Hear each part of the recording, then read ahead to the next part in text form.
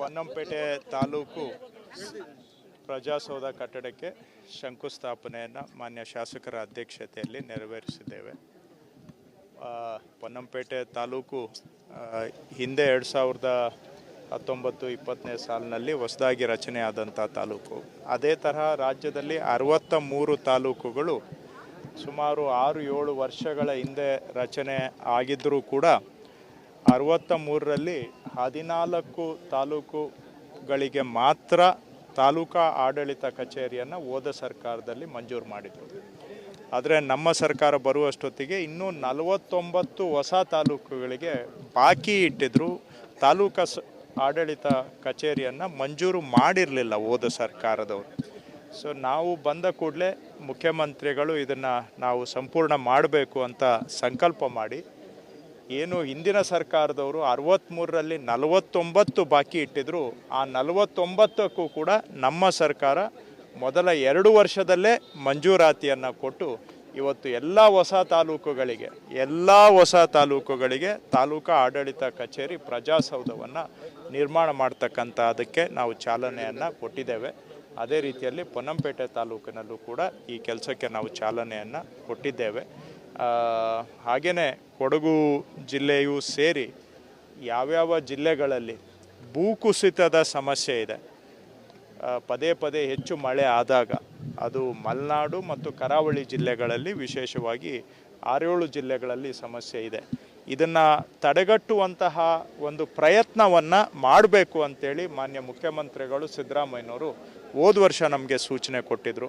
ಅದರ ಹಿನ್ನೆಲೆಯಲ್ಲಿ ಸುಮಾರು 466 ಕೋಟಿ ವೆಚ್ಚದಲ್ಲಿ ಈ 6-7 ಜಿಲ್ಲೆಗಳಲ್ಲಿ ಭೂಕುಸಿತ ಆಗ್ತಕ್ಕಂಥ ಸೂಕ್ಷ್ಮ ಪ್ರದೇಶಗಳನ್ನು ತಜ್ಞರು ವಿಜ್ಞಾನಿಗಳ ನೆರವಿನಿಂದ ಗುರುತಿಸಿ ಅಲ್ಲಿ ಆ ಭೂಕುಸಿತವನ್ನು ತಡೆಗಟ್ಟುವಂಥ ಕಾಮಗಾರಿಗಳನ್ನು ಸುಮಾರು 466 ಕೋಟಿ ವೆಚ್ಚದಲ್ಲಿ ಕೈಗೆತ್ತಿಕೊಳ್ತಾ ಇದ್ದೇವೆ. ಅದಕ್ಕೂ ಕೂಡ ಕ್ಯಾಬಿನೆಟಲ್ಲಿ ಮಂಜೂರಾತಿಯನ್ನು ಕೊಟ್ಟಿದೆ. ಇದು ಈ ಮಲೆನಾಡು ಮತ್ತು ಕರಾವಳಿಗೆ ಒಂದು ವಿಶೇಷವಾದಂಥ ಬಂಡವಾಳ ಸರ್ಕಾರದ ಕಡೆಯಿಂದ ಅಂತ ಹೇಳ್ಬೋದು. ಇದು ಕೇವಲ ಮಲೆನಾಡು ಮತ್ತು ಈ ಕರಾವಳಿಯ 1-2 ಜಿಲ್ಲೆಯಲ್ಲಿ ಮಾತ್ರ. ಸೊ ಒಂದು ಹತ್ರ ಯಾಕಂದರೆ ಎಲ್ಲ ಟೆಂಡರ್ ಆಗಿ ಅನುಷ್ಠಾನ ಆಗುವಾಗ ಒಂದು 500 ಕೋಟಿ ಆಗ್ಬೋದು. 466 ನಾವು ಸ್ಯಾಂಕ್ಷನ್ ಕೊಟ್ಟಿದ್ದೇವೆ, ಪ್ಲಸ್ ಒಂದು ಸ್ವಲ್ಪ ಹೆಚ್ಚು ಆಗುವಂಥದ್ದು ಸ್ವಾಭಾವಿಕ. ಒಂದು 500 ಕೋಟಿ ರೂಪಾಯಿ ಈ ಪ್ರದೇಶಗಳಿಗೆ ವಿಶೇಷ ನಾವು ಸರ್ಕಾರದ ವತಿಯಿಂದ ಅನುದಾನವನ್ನು ಕೊಟ್ಟು ಈ ಭಾಗದ ಜನ ಅನುಭವಿಸ್ತಾ ಇರ್ತಕ್ಕಂಥ ಕಷ್ಟಗಳಿಗೆ ಪರಿಹಾರ ಕೊಡ್ತಕ್ಕಂಥ ಒಂದು ಪ್ರಯತ್ನವನ್ನು ಮಾಡ್ತಾ ಇದ್ದೇವೆ. ನೀವು ಸರ್ಕಾರದಿಂದ ಭೂಕುಸಿತ ತಡೆಯಲಿಕ್ಕೆ ಏನು ಯೋಜನೆ ಮಾಡ್ತಾ ಇದ್ರು? ಕೊಡಗಿನಲ್ಲಿ ಬಾಲಬಾಲ ಮಾಧ್ಯಮರು ಒಂದು ಸ್ಥಳಕ್ಕೆ ಭೇಟಿ ನೀಡಿದ್ವಿ. ಮಡಿಕೇರಿ ನಗರದಿಂದ ಕೇವಲ 5 ಕಿಲೋಮೀಟರ್ ಮೇಕೇರಿ ಅಂತ ಗ್ರಾಮ ಇದೆ. ದೊಡ್ಡ ಬೆಟ್ಟವನ್ನು ಕಡಿದು ಕಲ್ಲು ಗಣಿಕೆಗೆ ರೂಪಿಸುವವನ್ನು ಮಾಡ್ತಾ ಇದ್ದಾರೆ. ಅದು ಕಂದಾಯ ಇಲಾಖೆ ಗಮನಕ್ಕೆ ಬರಲ್ವಾ? ಅರಣ್ಯ ಇಲಾಖೆ ಗಮನಕ್ಕೆ ಬರಲ್ವಾ? ಇದರ ಬಗ್ಗೆ ಒಂದು ಗಣಿ ಏನು ಗೊತ್ತಿಲ್ಲ ಅಂತ ಕೇಳಿ. ಅದಕ್ಕೆ ನಾರ್ಮ್ಸ್ ಇದೆ, ರೂಲ್ಸ್ ಇದ್ದಾವೆ. ರೂಲ್ಸ್ ಪ್ರಕಾರ ಕೊಟ್ಟಿದ್ದಾರಾ ಇಲ್ವಾ ಅನ್ನೋದು ಪ್ರಶ್ನೆ ಬರುತ್ತೆ. ಬೇಕಾದರೆ ನೀವು ಮಾಹಿತಿಯನ್ನು ಸ್ವಲ್ಪ ಡೀಟೇಲ್ಸ್ ಕೊಟ್ಟರೆ ನಾನು ಚೆಕ್ ಮಾಡಿಸ್ತೇನೆ ರೂಲ್ಸು ಫಾಲೋ ಮಾಡಿದಾರಾ ಇಲ್ವಾ ಅಂತ. ಆದರೆ ಈಗ ಈ ಜಿಲ್ಲೆಗಳಲ್ಲಿ ಏನಾಗ್ತಾ ಇದೆ, ಈಗ ಮಾನವ ಬೆಳವಣಿಗೆಗಳು ಏನು ನಾವು ಡೆವಲಪ್ಮೆಂಟ್ ಆಗ್ತಾ ಇದೆ, ಅದು ರಸ್ತೆ ಮಾಡ್ತೇವೆ, ಮನೆ ಕಟ್ಟಲಿಕ್ಕೆ ಗುಡ್ಡ ಕಡಿತೇವೆ, ಕೆಲವು ಕಡೆ ಮರ ತೆಗಿತೇವೆ. ಈ ರೀತಿ ಮಾನವ ಸಹಜ ಅಭಿವೃದ್ಧಿಯಿಂದ ಇವತ್ತು ಅದರ ಪರಿಣಾಮ ಪರಿಸರದ ಮೇಲೆ ಬೀರ್ತಾ ಇದೆ. ಸೊ ಎಲ್ಲೋ ಒಂದು ಕಡೆ ನಾವು ಕೂಡ ಈಗ ನೀವು ಇದನ್ನೆಲ್ಲ ಮಾಡಬಾರ್ದು ಅಂತ ಹೇಳಿದರೆ ಹಾಗಾದರೆ ಮಲೆನಾಡಿನಲ್ಲಿ ನಾವು ಜೀವನ ಮಾಡೋದು ಹೇಗೆ ಅಂತ ಜನ ಪ್ರಶ್ನೆ ಮಾಡುವಂಥದ್ದು ಕೂಡ ಇದೆ. ಇವೆರಡರ ಮಧ್ಯೆ ನಾವು ಬ್ಯಾಲೆನ್ಸ್ ಮಾಡಬೇಕು. ಅದನ್ನು ಏನೇ ಮಾಡುವಂಥದ್ದು ಆದರೂ ಕೂಡ ನಾವು ಕಾನೂನಿನ ಚೌಕಟ್ಟಿನಲ್ಲಿ ಮಾಡಬೇಕು. ಕಾನೂನಿನ ಚೌಕಟ್ಟನ್ನು ಮೀರುವಂಥದ್ದು ಆಗಬಾರ್ದು. ಯಾವುದೇ ಪ್ರಕರಣದಲ್ಲಿ ಅವರು ಸರಿಯಾಗಿ ಅನುಮತಿ ತಗೊಂಡು ಮಾಡಿ ಅದಕ್ಕೂ ಕೂಡ ಮೀರಿ ತಪ್ಪಾಗಿದ್ದರೆ ಅದು ತಪ್ಪು ಅಂತ ಹೇಳಲಿಕ್ಕೆ ಬರೋದಿಲ್ಲ. ಬಟ್ ಕಾನೂನನ್ನು ಉಲ್ಲಂಘನೆ ಮಾಡಿದರೆ ಖಂಡಿತವಾಗಿ ಅದ್ರ ಮೇಲೆ ಆ್ಯಕ್ಷನ್ ತಗೋತೀವಿ. ಇಲಾಖೆ ಅಧಿಕಾರಿಗಳಿಗೆ ಮಾಹಿತಿ ಇರೋಲ್ಲ. ಅರಣ್ಯ ಇಲಾಖೆಯವ್ರನ್ನ ಕೇಳಿದ್ರೆ ಕಂದಾಯ ಇಲಾಖೆ ಮೇಲೆ ಹೇಳ್ತಾರೆ, ಕಂದಾಯ ಇರುತ್ತೆ ಸ್ವಾಭಾವಿಕ. ಇವತ್ತು ನೋಡಿ, ಯಾವುದೋ 1-2 ಕೇಸಲ್ಲಿ ಆ ರೀತಿ ಆಗ್ಬೋದು, ಇಲ್ಲ ಅಂತ ನಾನು ಹೇಳೋದಿಲ್ಲ. ಇವತ್ತು ಅಡ್ಮಿನಿಸ್ಟ್ರೇಷನ್ನು ಕೂಡ ಭಾಳ ಒಂದು ಜಟಿಲ, ಸಂಕೀರ್ಣ ಅಂತಾರಲ್ಲ, ಕಾಂಪ್ಲೆಕ್ಸ್, ಆ ರೀತಿ ಇರ್ಬೋದು ಒಂದು ಕೆಲವು ಕೇಸಲ್ಲಿ. ನೋಡೋಣ, ಆದಷ್ಟು ನಾವು ಈಗ ಜಂಟಿಯಾಗಿ ಫಾರೆಸ್ಟು ಮತ್ತು ರೆವಿನ್ಯೂನವರು ನಾವು ಸುಮಾರು ವಿಷಯಗಳನ್ನು ಜಂಟಿಯಾಗಿ ಬಗೆಹರಿಸೋದು ಅನ್ನೋದಕ್ಕಿಂತ ಜಂಟಿಯಾಗಿ ಹ್ಯಾಂಡಲ್ ಮಾಡ್ತಾ ಇದ್ದೇವೆ, ಜಂಟಿ ಸಮೀಕ್ಷೆ ಮಾಡ್ತಾ ಇದ್ದೇವೆ.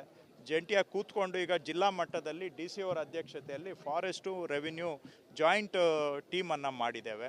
ಸೊ ಪ್ರಯತ್ನ ಮಾಡ್ತಾ ಇದ್ದೇವೆ. ಹಾಗಂತೇಳಿ ಎಲ್ಲನೂ ಸರಿ ಇದೆ ಅಂತ ನಾನು ಹೇಳಲಿಕ್ಕೆ ಹೋಗೋದಿಲ್ಲ. ಆದರೆ ಗಮನಕ್ಕೆ ಬಂದಂಥ ಸಮಸ್ಯೆಗಳಿಗೆ ಏನು ಮಾಡ್ಬೋದು ಅಂತ ನಮ್ಮ ಇತಿಮಿತಿ ಒಳಗಡೆ ಎಲ್ಲನೂ ಬಗೆಹರಿಸೋಕ್ಕಾಗೋದಿಲ್ಲ, ಬಟ್ ನಮ್ಮ ಇತಿಮಿತಿ ಒಳಗಡೆ ಪ್ರಯತ್ನ ಅಂತೂ ಮಾಡ್ತಾ ಇದ್ದೇವೆ. ಆ ಥರದ್ದು ಏನಾದರೂ ಇದ್ದರೆ ಇನ್ನೂ ಪ್ರಯತ್ನ ಮಾಡೋಣ.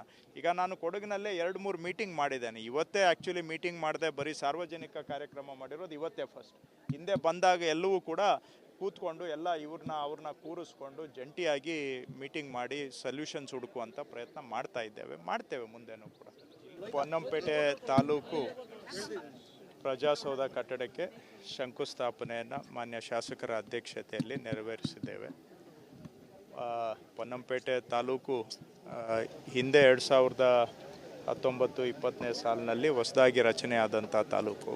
ಅದೇ ತರಹ ರಾಜ್ಯದಲ್ಲಿ 63 ತಾಲೂಕುಗಳು ಸುಮಾರು 6-7 ವರ್ಷಗಳ ಹಿಂದೆ ರಚನೆ ಆಗಿದ್ದರೂ ಕೂಡ 63ರಲ್ಲಿ 14 ತಾಲೂಕುಗಳಿಗೆ ಮಾತ್ರ ತಾಲೂಕಾ ಆಡಳಿತ ಕಚೇರಿಯನ್ನು ಹೋದ ಸರ್ಕಾರದಲ್ಲಿ ಮಂಜೂರು ಮಾಡಿದರು.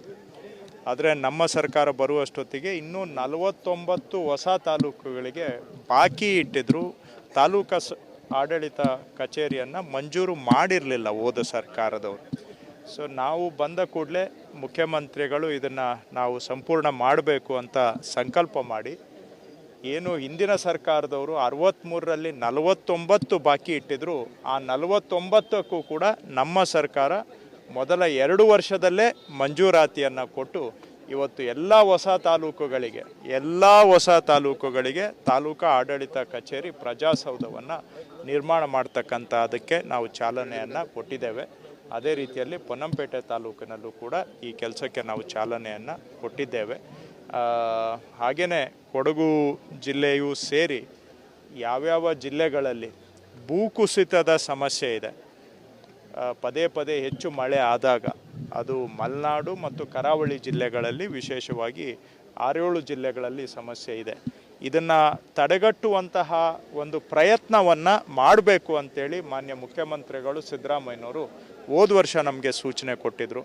ಅದರ ಹಿನ್ನೆಲೆಯಲ್ಲಿ ಸುಮಾರು 466 ಕೋಟಿ ವೆಚ್ಚದಲ್ಲಿ ಈ 6-7 ಜಿಲ್ಲೆಗಳಲ್ಲಿ ಭೂಕುಸಿತ ಆಗ್ತಕ್ಕಂಥ ಸೂಕ್ಷ್ಮ ಪ್ರದೇಶಗಳನ್ನು ತಜ್ಞರು ವಿಜ್ಞಾನಿಗಳ ನೆರವಿನಿಂದ ಗುರುತಿಸಿ ಅಲ್ಲಿ ಆ ಭೂಕುಸಿತವನ್ನು ತಡೆಗಟ್ಟುವಂಥ ಕಾಮಗಾರಿಗಳನ್ನು ಸುಮಾರು 466 ಕೋಟಿ ವೆಚ್ಚದಲ್ಲಿ ಕೈಗೆತ್ತಿಕೊಳ್ತಾ ಇದ್ದೇವೆ. ಅದಕ್ಕೂ ಕೂಡ ಕ್ಯಾಬಿನೆಟಲ್ಲಿ ಮಂಜೂರಾತಿಯನ್ನು ಕೊಟ್ಟಿದೆ. ಇದು ಈ ಮಲೆನಾಡು ಮತ್ತು ಕರಾವಳಿಗೆ ಒಂದು ವಿಶೇಷವಾದಂಥ ಬಂಡವಾಳ ಸರ್ಕಾರದ ಕಡೆಯಿಂದ ಅಂತ ಹೇಳ್ಬೋದು. ಇದು ಕೇವಲ ಮಲೆನಾಡು ಮತ್ತು ಈ ಕರಾವಳಿಯ 1-2 ಜಿಲ್ಲೆಯಲ್ಲಿ ಮಾತ್ರ. ಸೊ ಒಂದು ಹತ್ರ ಯಾಕಂದರೆ ಎಲ್ಲ ಟೆಂಡರ್ ಆಗಿ ಅನುಷ್ಠಾನ ಆಗುವಾಗ ಒಂದು 500 ಕೋಟಿ ಆಗ್ಬೋದು. 466 ನಾವು ಸ್ಯಾಂಕ್ಷನ್ ಕೊಟ್ಟಿದ್ದೇವೆ, ಪ್ಲಸ್ ಒಂದು ಸ್ವಲ್ಪ ಹೆಚ್ಚು ಆಗುವಂಥದ್ದು ಸ್ವಾಭಾವಿಕ. ಒಂದು 500 ಕೋಟಿ ರೂಪಾಯಿ ಈ ಪ್ರದೇಶಗಳಿಗೆ ವಿಶೇಷ ನಾವು ಸರ್ಕಾರದ ವತಿಯಿಂದ ಅನುದಾನವನ್ನು ಕೊಟ್ಟು ಈ ಭಾಗದ ಜನ ಅನುಭವಿಸ್ತಾ ಇರತಕ್ಕಂಥ ಕಷ್ಟಗಳಿಗೆ ಪರಿಹಾರ ಕೊಡ್ತಕ್ಕಂಥ ಒಂದು ಪ್ರಯತ್ನವನ್ನು ಮಾಡ್ತಾ ಇದ್ದೇವೆ.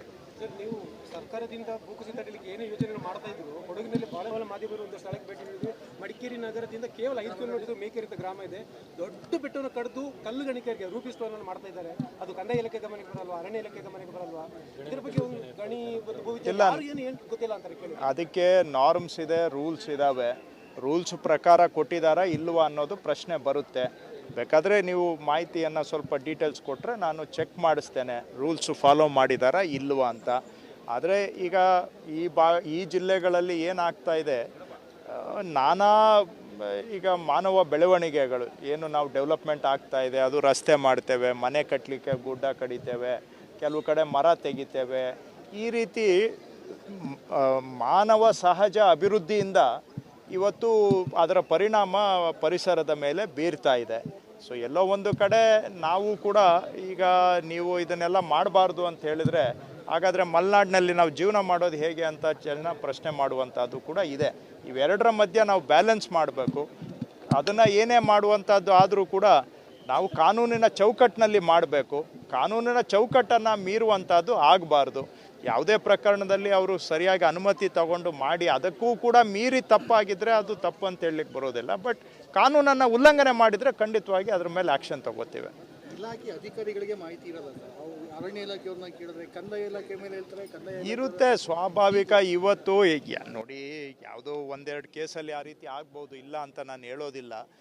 ಇವತ್ತು ಅಡ್ಮಿನಿಸ್ಟ್ರೇಷನ್ನು ಕೂಡ ಭಾಳ ಒಂದು ಜಟಿಲ, ಸಂಕೀರ್ಣ ಅಂತಾರಲ್ಲ, ಕಾಂಪ್ಲೆಕ್ಸ್, ಆ ರೀತಿ ಇರ್ಬೋದು ಒಂದು ಕೆಲವು ಕೇಸಲ್ಲಿ.